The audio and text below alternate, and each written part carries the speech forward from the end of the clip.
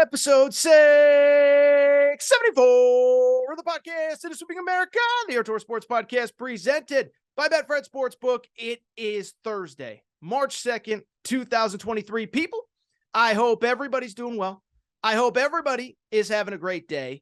It is the first episode of March. As John Rothstein would say, this is March. We should be celebrating, and we will celebrate, but we obviously have a very serious topic to discuss here to lead this episode of the Aaron Torres Sports Podcast. First topic, main topic, the biggest story in sports on Wednesday. Jalen Carter, potential number one pick in the NFL draft, was charged with two crimes on Wednesday related to the death of two people on Georgia's campus. We actually discussed this story when it happened. I'll give you some details, what Carter is alleged of, what actually happened, and just some overall thoughts on that whole situation. And then from there, we'll get to some of the other results in college hoops over the course of the last couple days. I think I do want to talk Arkansas, Tennessee. Like, does Arkansas at all regret deciding to play Nick Smith? We'll discuss that. Obviously, a devastating injury for Zakai Siegler, the Tennessee star point guard. We'll talk Bill Self winning another Big 12 title. Been critical of Bill Self, but this guy is unbelievable.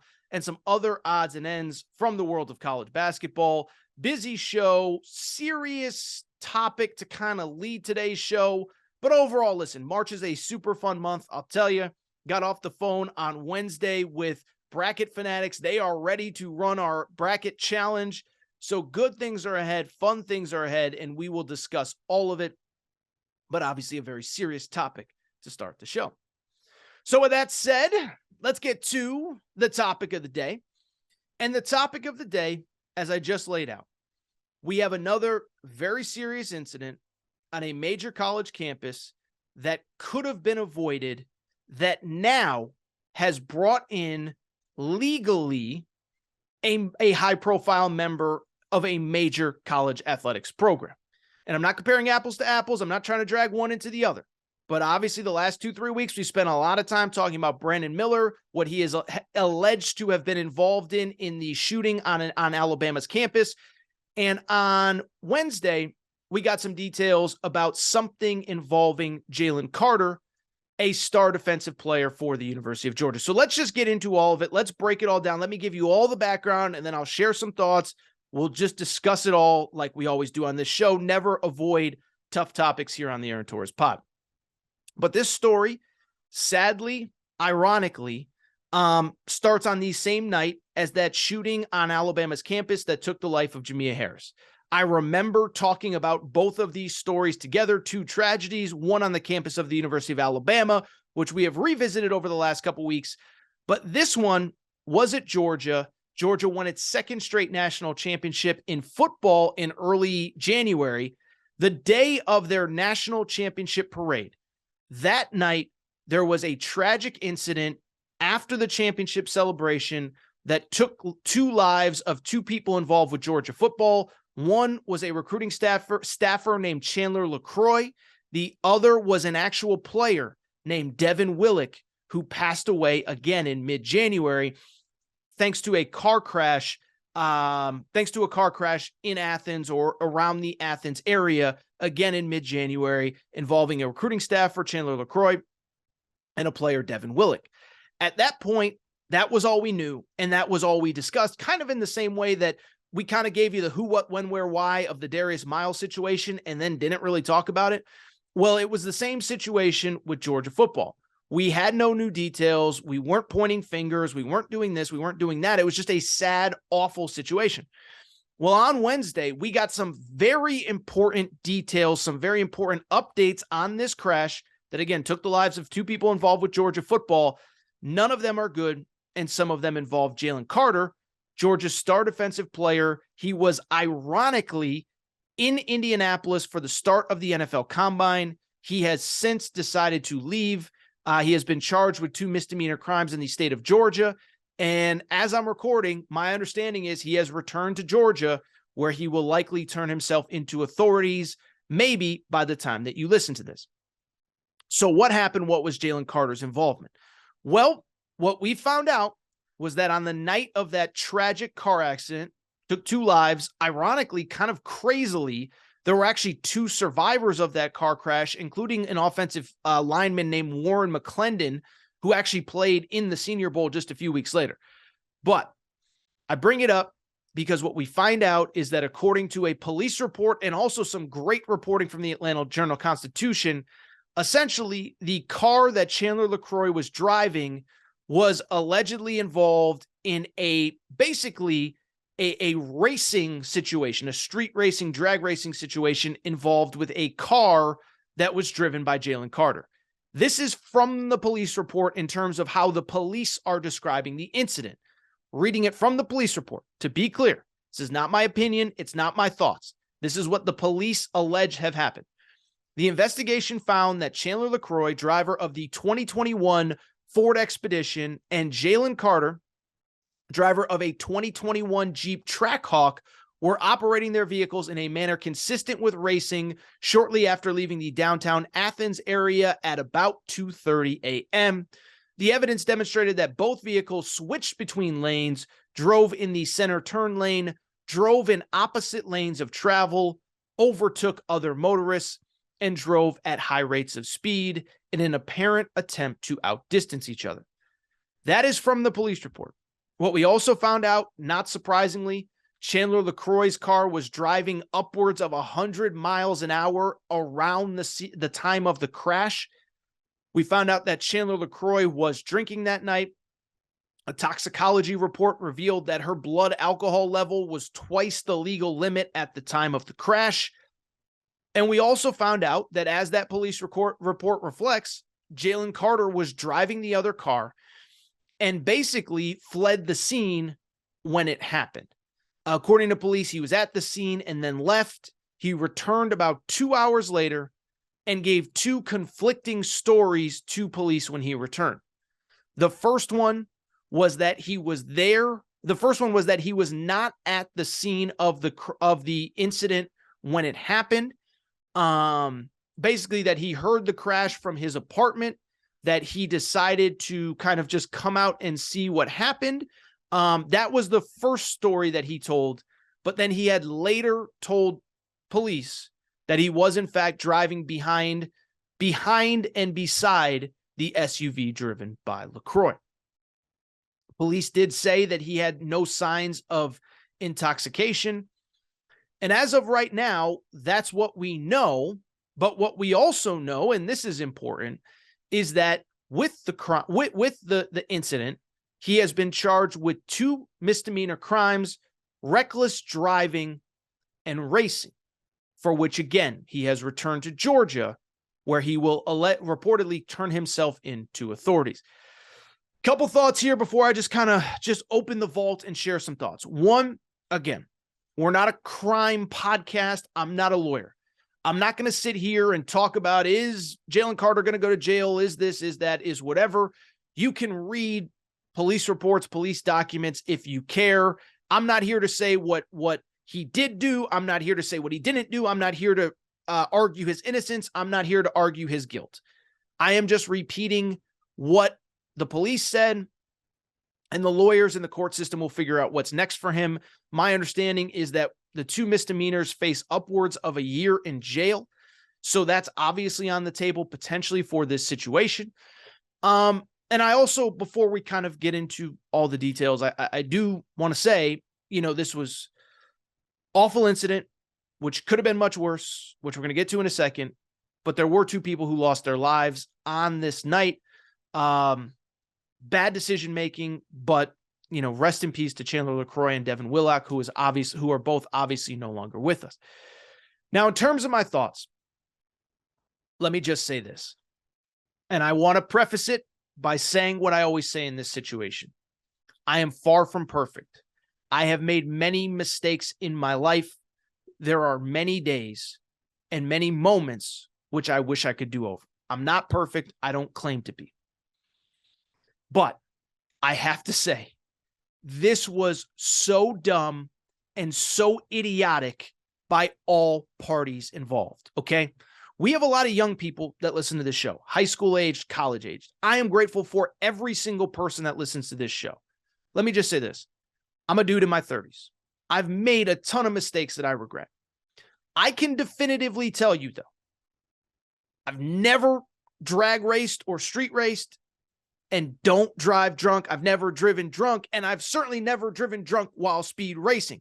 And I bring it up not to get on some high horse, not to tell you how incredible I am, not to tell you I'm a perfect human being. I'm saying it to say, for the young people listening, there is nothing cool about street racing. There is nothing cool about getting hammered, and there is nothing cool about anything that Jalen Carter is alleged to have been involved in on the night of this incident, a night that cost two people their lives. And you know what I keep going back to? As awful as this is, as tragic as it is for Chandler LaCroix and Devin Willock, who are no longer with us, and certainly for their families, who I feel a ton of sympathy for, you know what I can't help but think? This could have been so much worse. Let me read again what the police alleged happened the night of the incident. The evidence demonstrated that both vehicles switched between lanes, drove in the center turn, drove in opposite lanes of travel, overtook other motorists, and drove at high rates of speed in an apparent attempt to outdistance each other, okay? I bring it up to say, it brings me back to some of the stuff that we've talked about with the Brandon Miller, Darius Miles alleged incident. I'm not comparing the two, but I sort of am in this case. And when I think about the Brandon Miller incident, I think about the fact that according to police reports in Tuscaloosa, 11 shots were fired that night. We lost Jamia Harris, but think about how much worse it could. It's awful that we lost a young woman who was a young mother. I am not trying to diminish that in any way, shape, or form. But at the same time, what I would also say is that it could have been much worse. First of all, if you just read Brandon Miller's lawyer's own statement, Brandon Miller's lawyer alleges that he never got out of the car while this happened. There were 2 bullet holes in his windshield, which means that Brandon Miller is lucky to be alive, and anyone that was anywhere near the vicinity of that alleged shooting is lucky to be alive as well. Well, Jalen Carter, who, like Brandon Miller, has his whole life ahead of him, if you believe this police report, and I have no reason not to, he is lucky to be alive. Why are you street racing at 2 a.m. in the middle of a somewhat of a residential area? It's not cool. It's not funny. Jalen Carter is lucky that he is alive right now, this moment, to even walk into the combine where he had to walk out of on Wednesday. It could have been worse. He could not be with us here anymore. He could have hurt someone else, killed somebody else the way that he was driving. I feel terrible that there are 2 people that lost their lives, but this could have been worse. We could be talking about the loss of not only those 2, but the loss of the potential number 1 pick in the draft. We could be talking about the number 1 pick in the draft, potentially. I don't even know what could have possibly been done. And I'm just here to tell you, there's young people, old people, whoever, people my age, I don't care. There's nothing cool. There's nothing funny about driving 104 miles an hour through a residential area. It's not cool. It's not funny. And it's not going to end well. I keep going back to this. Listen, I'm not perfect, but I think about what is the win for Jalen Carter? What is the win? What is the best case scenario in that incident? Best case scenario of driving 104 miles an hour through residential areas with other cars coming the other way. The best case scenario, you win a race, and then you go home and go to bed? No, don't do it. Don't be part of it. Jalen Carter, in mid-January, you're 2.5 months from changing your life forever. I don't know Jalen Carter's background. I don't claim to know his situation. I don't know if he comes from a lot of money, no money, whatever. What I do know is he is, in a couple weeks, in a couple months from this time of this incident, set to make money that will set him up for the rest of his life if he's smart with his money. Don't race. Don't whatever. Don't drive 100 whatever miles an hour reportedly in a residential area. I would hope if you see your friends getting behind a wheel drive after they've been drinking, you say no as it is, but this could have ended so much more poorly. So just from the baseline, forget that he's an NFL prospect. This could have ended so much more poorly for him, for the pedestrians of Athens, Georgia. It's just such a bad look overall. Now, in terms of the NFL draft stuff, like, we're a sports show. We have to talk about it. And I don't know how this can't affect the NFL draft. And I'm not trying to diminish the two people who lost their lives. I hope you understand, but this is a sports show. We got to talk about it. He went to the NFL Combine. It was interesting. Over the last couple of weeks, we've seen multiple reports from multiple credible people talking about the dreaded character issues with Jalen Carter. Now, I don't know if it was solely to do with this incident that maybe, because when you work in sports, sometimes you hear stuff behind the scenes that's coming out that hasn't come out yet. I don't know if all the draft analysts were talking about this, but how can it not affect draft stock? Again, not trying to diminish that two people lost their lives, but from the football perspective, can you take him top 5? I saw Sean Payton say this in an interview a few days ago. He goes, when you're drafting the top 5, when you're drafting the top 10, it shouldn't be a reach. It shouldn't be a player that's an inch too short or a step too slow or character issues off the field. You should be able to check every box. And so I don't know what that means for Jalen Carter. I know his insane talent, but this is now allegedly, reportedly on his resume. And you have to figure out, if I give this guy tens of millions of dollars with a rookie contract, is he going to show up to the facility on time? Is he going to be accountable? Or is he going to be out at 2:30 at night, driving around like an idiot, putting himself in danger, putting other lives in danger? We'll let the facts of the case play itself out, but this is not a good look. And from the football perspective, it will be fascinating to see what happens going forward. Finally, from the Georgia perspective, let me say this. To be clear, I want to make this obvious. I think this, to me, is obviously a different situation than Brandon Miller and Alabama as it is with Georgia, okay? And I saw Alabama fans getting in my mentions, Torres, you better have the same energy for Georgia that you did for Alabama. Well, this is obviously different because Jalen Carter is no longer under Kirby Smart's purview. Jalen Carter obviously declared for the draft. Jalen Carter is obviously not a Georgia Bulldog. First of all, Alabama fans, I guarantee you that if Jalen Carter was still a Georgia Bulldog and was playing week 1 next year, I guarantee you plenty of people would have had plenty to say and plenty of people would have criticized Kirby Smart in Georgia. So right now, Georgia is saying all the right things. Kirby Smart himself released a statement that said the charges announced today are deeply concerning, especially as we are struggling to cope with the devastating loss of 2 beloved members of our community. We will continue to cooperate fully with the authorities while supporting these families and assessing what we can learn from this horrible tragedy. The only last thing I would say, Georgia, this is a tragedy. I'm not trying to say that it's not. 2 young people lost their lives. Jalen Carter, we don't know what's going to happen. But if Georgia can learn any lesson at all from the Alabama situation, cooperate with police and make sure there's nothing else that you need to know. Last thing you want is to know that somebody else is somehow involved in this, and I'm not saying that they are. But Alabama fans are saying, Torres, why don't you talk about Georgia the same way that you're talking about us? Well, because Georgia's not playing this guy. Georgia's not playing this guy while he is part of an active police investigation, okay? But Georgia, do your homework. Make sure nobody else is involved. It's a tragedy. Do what you got to do. I don't even know what else to say. It's not the same as Brandon Miller. It's a tragedy nonetheless. I feel terrible for the 2 people who lost their lives. I hope, obviously, nothing else comes out about this night beyond the Jalen Carter stuff involving other players, involving this, involving that. It's just a tragedy all around. Obviously, we'll continue to cover this, by the way, as we get more details and, whatever happens with Jalen Carter happens with Jalen Carter. So what I do, take a quick break, come back, and obviously get to some lighter stuff. These last couple episodes have been so serious, man. Take a quick break, come back. We'll talk about some on-the-court hoop stuff. Last week of the regular season is here. March is basically upon us. A lot of college hoops to discuss. Take a quick break. Be right back.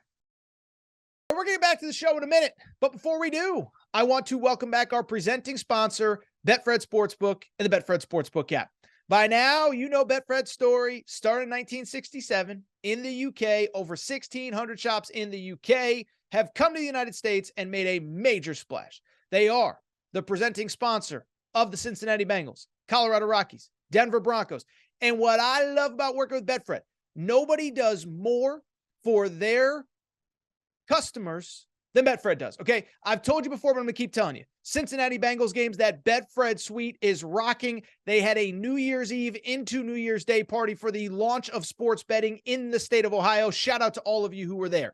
Obviously, beyond that, there is the Denver Broncos VIP tailgates. We have sent listeners of this show to those tailgates. Colorado Rockies, first pitch at those games. Betfred does more for their customers than anybody, and here is what they are doing for listeners of the Aaron Torres podcast, okay? So what you got to do. Bet 50 on any game, and new users, how about this? Get up to $1,000 in free bets. There are no catches. There are no gimmicks. Here's what you need to know. Bet 50 on any game, you get automatically $111 in free bets. But beyond that, you get $200 insurance on your first 5 weeks as a Betfred customer. So you decided, hey, I'm going to bet this big game, $100, $200, whatever. You end up losing it. They're going to insure you for that game. So up to 5 weeks, up to $200 plus $111 for signing up for Betfred today. You're going to want to do it. Download the Betfred Sportsbook app. Tell them Torres sent you. Thank you to our presenting sponsor, the Betfred Sportsbook. All right, back. Good to be back. I do want to switch gears and talk some college hoops. And I think the best way to go about doing this segment, I just think we're going to go probably 5, 6, 7 games from the course of the last couple days. We had a Tuesday show going through all the different NCAA tournament scenarios. And now it's time to really just dive into the results from Tuesday and Wednesday night and just quickly rip through a bunch of different results, what it all means. I don't think I'm going to go 15 minutes on any one game, but instead get to 6 or 7 games with 2-3 minutes of thought on each. The first game that I do want to talk about, I think it was maybe the most important game that has been played since the last time we recorded. It came to Wednesday night in Tuscaloosa, Alabama. Auburn going to Alabama. This was maybe the game of the year in college basketball. This game had everything, ranging from Auburn building a 17-point lead, Auburn blowing that 17-point lead. We had ejections. We had a scuffle at midcourt, but Alabama in overtime does survive 90-85.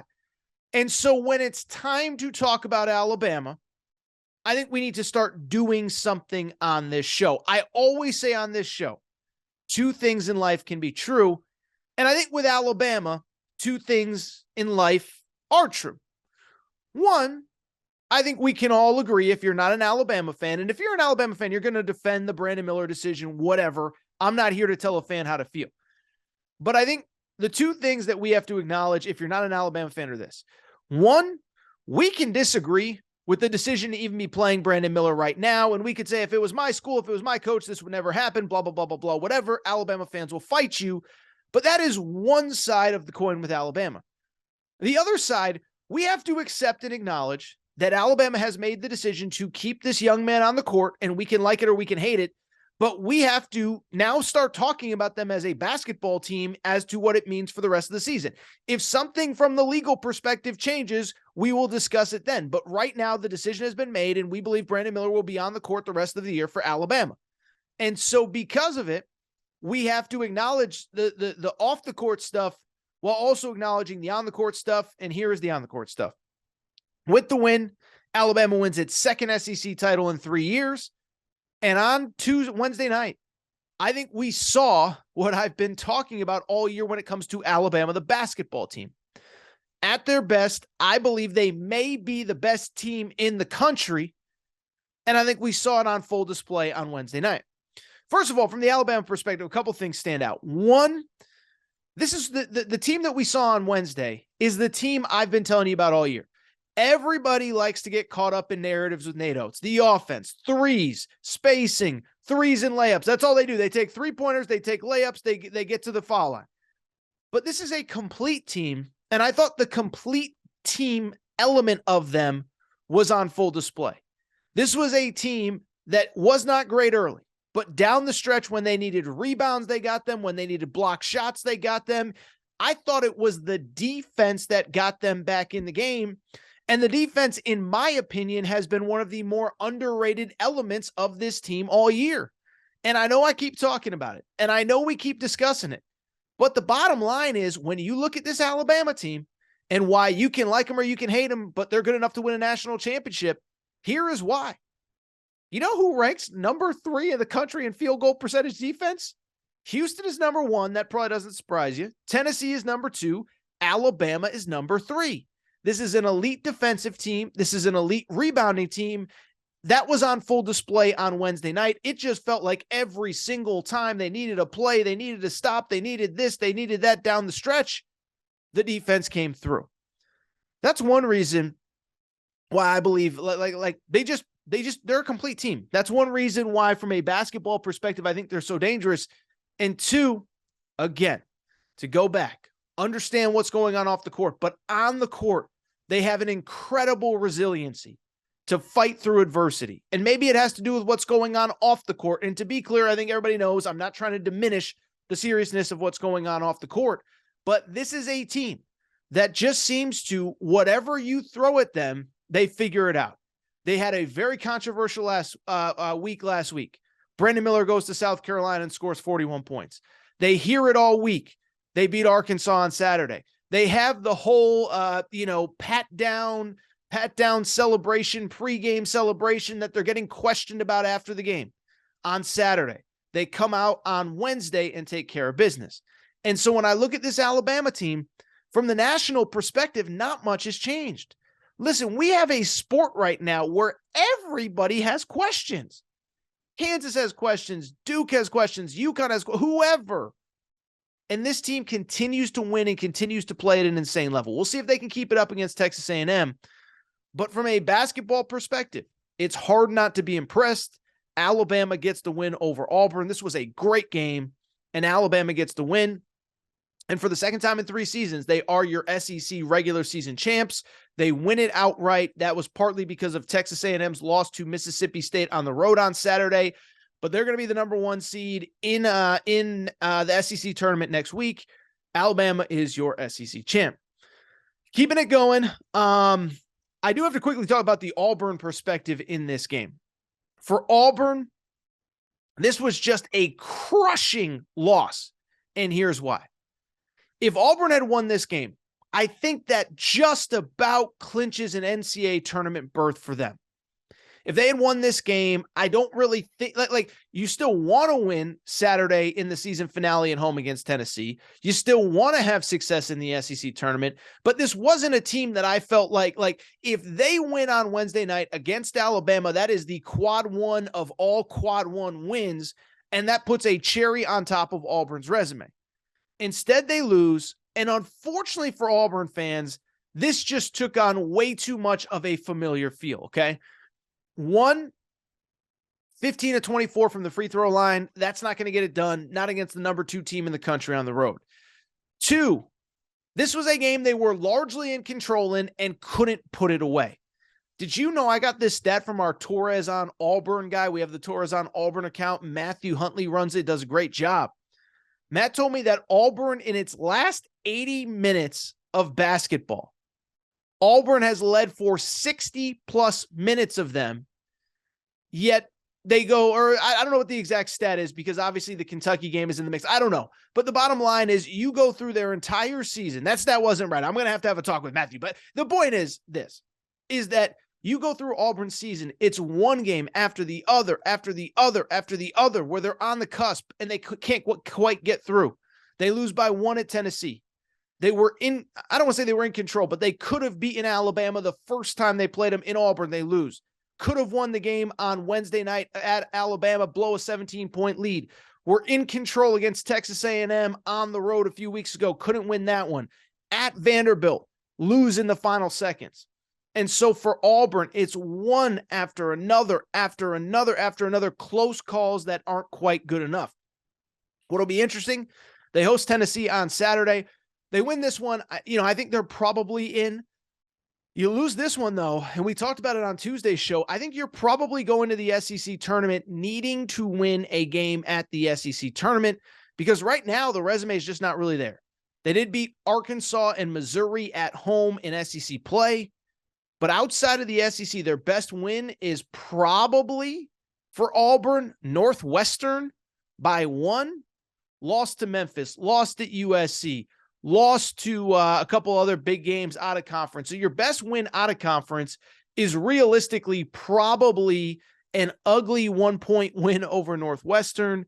Auburn, it was right there. It was in your fingertips. Could not quite get the win. Let's keep it going across the rest of college basketball over the last couple nights. I do want us to kind of stay in the SEC. Two other quick results to get to. The first, Kentucky loses at home to Vanderbilt. And this was another weird one, right? We had some weird games on Wednesday night. In this one specifically. In this one, Kentucky gets up early. Kentucky blows the lead. Kentucky gives up a big play right before the half. The audio on the broadcast goes out. I know some of you may have been at Rupp Arena, but for those of you who weren't, who are watching on TV just like me, weird audio problems. But really, at the end of the day, the reason that Kentucky lost this game was pretty straightforward. Their best player, or I would argue their most important player, Cason Wallace, went out early in the second half with an injury. And by the way, this was on a day where John Calipari announced that Sahvir Wheeler, who was the starting point guard this year for Kentucky, he had another surgery that's going to keep him out for an extended period of time. It sounds like probably the rest of the season. But Cason Wallace goes down with an injury. He does not play, and Kentucky loses by 2. The crazy part was they got a great look at the basket to win this game. Now, in terms of kind of big picture stuff with Kentucky, I guess what I would say pretty straightforward is this. I think the good news, first of all, I'm not going to do the whole like Calipari's terrible, fire Calipari, like we're over that. I am past that. I'm not doing that. If you want that analysis from someone in the media, I'm sure somebody is still on the fire Calipari every time Kentucky has a bad possession. That's not who I am, and that's not who I'm going to be. I'm sorry. If that's what you want, you got to go somewhere else. But I think there's a little positive and a little negative for Kentucky right now. The positive, Cason Wallace is going to be okay. Calipari said after the game, they did x-rays. There's no breaks. There's no fractures. There's no nothing. It's just a question of how long he'll be out. Does not sound like he'll be playing at Arkansas. I'm just telling you, I don't know what the Betfred Sportsbook line will be in that game, but bet Arkansas, there's no way they're losing at home when Cason Wallace isn't on the court. But you hope to get him back for the SEC tournament. Calipari said at worst, it's probably an NCAA tournament thing. But man, you just talk about the wrong injury at the wrong time. The good news is that he is coming back. But the bad news is, and this is a concern that many Kentucky fans have expressed to me, Kentucky just doesn't have a lot of depth right now, right? This is always a program. Calipari does not historically fill up his 13 scholarships, but this year it feels especially pressing. The rotation got tight the last couple weeks. Then Sahvir Wheeler goes down with an injury. Then CJ Frederick goes down with an injury. Then CJ Frederick comes back, but Cason Wallace is now out. And as I said a minute ago, without Cason Wallace, you also don't have Sahvir Wheeler. You really don't have a point guard. If Cason Wallace can't play against Arkansas, you basically don't have a point guard going into Arkansas. And so that's the concern for Kentucky fans, is really over the last couple weeks that, to their credit, Calipari found a lineup that worked, but there really is no depth. Went back, they played at Florida last Tuesday or Wednesday night. All 5 starters played 35 plus minutes in that Florida game, okay? And so if you lose a player of Cason Wallace's caliber, there's just nobody to replace him. So for a Kentucky fan, you gotta hope that he's okay. You gotta hope that they can survive this. If he comes back, listen, if he comes back, he's 100%. I still think Kentucky is as good as, I think they're capable of beating just about anybody in college basketball. Now, will they? I don't know. But this is a team I just said on the last episode. Like, they're good enough to beat just about anybody. But they end up losing this game. It's a cause for concern. Cason Wallace is out. You got to get healthy. One last thought on the SEC, and then we'll get to some other stuff. Tennessee, Arkansas. You know, you talk about brutal injuries. Feel terrible. Tennessee, their starting point guard, sophomore Zakai Ziegler. I think many may remember this story, but he actually had a situation. He's from New York. His house actually burned down. To the credit of Vol Nation, Tennessee Nation, Big Orange, they raised a bunch of money, was able to get his family that includes a special needs, I believe it's a cousin, special needs cousin, was able to get them a new home in the Knoxville area. This kid, Zakai Ziegler, has poured his heart into this program even in just 2 years. We find out that he has suffered an ACL injury, suffered in the Arkansas game on Tuesday, and he's obviously done for the year. Feel bad for him. Tennessee gets the win. Don't know what to really say about Tennessee. Tennessee is the weirdest team, man. Like, Tennessee So and they're another one, by the way. They've been battling injuries all year. Like, everybody wants me to pile on Rick Barnes and crush Rick Barnes, and Rick Barnes stinks. And it's like, they haven't really had the same lineup all season long. Early in the season, Josiah Jordan-James is out. Then Santiago Vescovi's out. Then Santiago Vescovi comes back, and Josiah Jordan-James is out again. Then it's Josiah Jordan-James and Julian Phillips. Now it's Zakai Ziegler. When those two other guys come back, it's just a lot to deal with, and it feels like it just might not be Tennessee's year. But then you look at their resume. Beat Texas. Beat Alabama. Beat Kansas. I mean, Tennessee is really, we're trending towards a situation where Tennessee is probably going to have 2 wins over eventual number 1 seeds, Alabama and Kentucky. And so I just bring it up to very simply say, I don't know what to make of Tennessee. I'm not ready to pour dirt on their grave and say they have no shot going forward, because I just don't know what to make of their situation. They win games that we don't think they're going to win. And so I just bring it back to just very simply say, I look at this Tennessee team and I feel like, you know what? I just don't know what to make of them. Credit to them for rallying without Zakai Ziegler, and we'll see what happens from there. Really quickly in terms of the Arkansas perspective, I know I mentioned this to lead the show. This might be something that we do a bigger segment on at some point, but Arkansas, and I'm not blaming anyone, so I want to be clear here, but Arkansas has just not been the same since Nick Smith Jr. came back to this team. And for people who forget the Nick Smith story, preseason, projected lottery pick, first round talent, whatever. Starts the season injured. I think they called it knee management at the time. Comes back, plays really well, gets hurt again. You think he's out for the year. And then really about late January, you start to hear rumblings. Nick Smith Jr. might be coming back at some point this season. And even at the time, Arkansas had been playing really well. They had won 5 of 6 in a row. And 5 of 6, I should say. That's not in a row if you lose one, but that's neither here nor there. They had won 5 of 6. The only loss was at Baylor. And even then, Arkansas fans were saying, do we really want to rush this kid back? And I said at the time a couple things. One, give credit to the kid. This could be a just shut it down and get ready for the draft moment. Okay, we've seen that across college sports. Shaden Sharp didn't even have an injury last year and he didn't play. Jackson Smith and Jigba, the wide receiver at Ohio State, I'm sorry. I don't believe that a hamstring injury kept him out 5 months. At some point, he just decided to shut it down and get ready for the draft. So I want to credit Nick Smith for coming back. And I don't blame the coaching staff for bringing him back, because there's no scenario in the world where when you have a lottery pick that's able to go, you don't bring him back. But this team just doesn't feel like it's been quite the same since he's come back. They're now just 2-4 overall. I thought it might take a game or two to get comfortable with him, but unfortunately it's looking much, much, much more. And I do worry a little bit. I mean, this is an Arkansas team at this point. I think they're okay for the tournament. They close with Kentucky at home on Saturday. I think they're going to get a pretty beat up Kentucky team. So I guess you have that as a positive if you want to call that a positive. But at the same time, I would say Arkansas win that game, win an SEC tournament game. I think Arkansas is in, and I would still be scared to play them because there's not very many teams that have the size and athleticism and talent that they do. But you're now talking about a team, as I just said, that's lost 4 of 6 since Nick Smith Jr. came back. Safe to say I'd be a little bit worried, but we'll see what happens with Arkansas. We'll see what happens with them. They close with Kentucky on Saturday. Really quick, a couple other notes there from the last couple days. So one, I told you a minute ago, Alabama has clinched the SEC regular season title.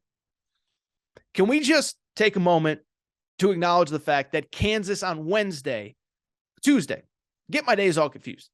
Kansas on Tuesday also clinched a Big 12 regular season title. And this is a Kansas program. We were talking about a program that lost 4 of its top 6 scorers, 70% of its scoring off of a national championship team from a year ago. They play in the toughest conference in college basketball, and Bill Self did it again. Bill Self got this team to a Big 12 title, and there is probably a bigger, broader, larger conversation to have about Bill Self in Kansas. But how about this for a stat? This stat boggles my mind. This is now Bill Self's 17th Big 12 regular season title since he got to Kansas. This is his 20th year at Kansas. He's won 17 Big 12 titles in a Big 12 where many of those years are the best conference in college basketball. You want some comparison? How about this? Coach K, who everyone calls the GOAT, Coach K, 13 Big 12 titles in 43 years. So do some math. Not great at math, but 17 Big 12 titles in 20 years, and I get that some of them are split, but also 17 and 20, or you want the 13 and 43 that Coach K has. And so, listen, I've been critical of Bill Self on this show. Some of the FBI stuff, I thought he got a pass. But at the end of the day, this guy is the best coach of college basketball by a mile. And I would add, he's doing it with a roster. You look at this roster, they have no business winning the Big 12, okay? This is a roster that, to be blunt, they really don't have a low post player. Like their best low post guy is a kid named KJ Adams, who's like 6'7". So they don't really have a low post player. Their point guard, DeJuan Harris, struggled early. The Kevin McCullough, their high profile transfer, struggled at times too. And they just figured it out. And so credit Bill Self. They are back on track. Remember at one point in early and mid January, this was a team that lost 3 straight. And what did I tell you at the time? I'm not worried. I've seen Bill Self lose 2 of 3, 3 of 4, 4 of 5, whatever it was. Well, since then, they have now won their last 7 games overall and 9 of 10. And listen to this for wins that we're talking about. At Kentucky, Kansas State at home, Texas at home, at Oklahoma, at TCU, Baylor at home, West Virginia at home, tournament team. They closed the season at Texas on Saturday. Unbelievable job by Bill Self. I give that guy so much credit. And then finally, a couple other notes. Big East, Marquette, they just won the Big East regular season title. Congrats to Shaka Smart. They were picked 9th in the preseason. Shaka's doing an amazing job, and we've talked enough about him. But this was a guy that when he was at Texas, I crushed him, and he's overrated, he's this, he's that. No, maybe it's a Texas thing. Seems like everybody at Texas has problem. Shaka Smart, Steve Sarkisian, Charlie Strong, Rick Barnes at the end. So credit Shaka Smart. They win the Big East. They're going to be a problem in the NCAA tournament. Also in the Big East, I'm just going to tell you, UConn played DePaul. I know it's DePaul. I know DePaul's terrible. They won by 29 points. They have now won 3 straight games. They've averaged 90 points in their last 3 games. And in a year where, again, not a lot of great teams, and there's a lot of teams trending in the wrong direction at this point in the year. Think about all the teams in college basketball and everybody that's really, if you look at it right now, I think trending in the wrong direction. Purdue has lost 4 of its last 6. Gonzaga's playing okay. I don't want to discredit them, but Virginia's not playing well. Indiana lost to Iowa the other day. UConn just keeps getting better and better and better. 7-1 in their last 8, 90 points per game in their last 3. Watch out for the Huskies. I think that's it in terms of notable results. Indiana did get smacked by Iowa the other day. I'm not going to freak out about that. And really, I think that's it. I'll tell you what, I think that's it. I think it's time for me to go. Because at the end of listen, we've done enough here. I think it's just time for me to go. So I'm going to get out of here. Before we do, that's it. That was an abrupt ending. Forgive me. Whatever. I'm over it. It is time to move on. With that said, a couple things. If you're not subscribed to the Aaron Torres Sports Podcast, please make sure to do so. Apple, Spotify, Amazon Music, Google Music, wherever you listen to podcasts, make sure you're subscribed. Also, make sure to rate and review the show. Go ahead, give us a quick 5 stars. Let us know what you like, what you don't like, all that good stuff. Make sure you're following on social media at Aaron_Torres on Twitter, at Aaron Torres Pod on Instagram, Aaron Torres Podcast Questions at gmail.com, Aaron Torres Podcast Questions at gmail.com. That is all for today's show.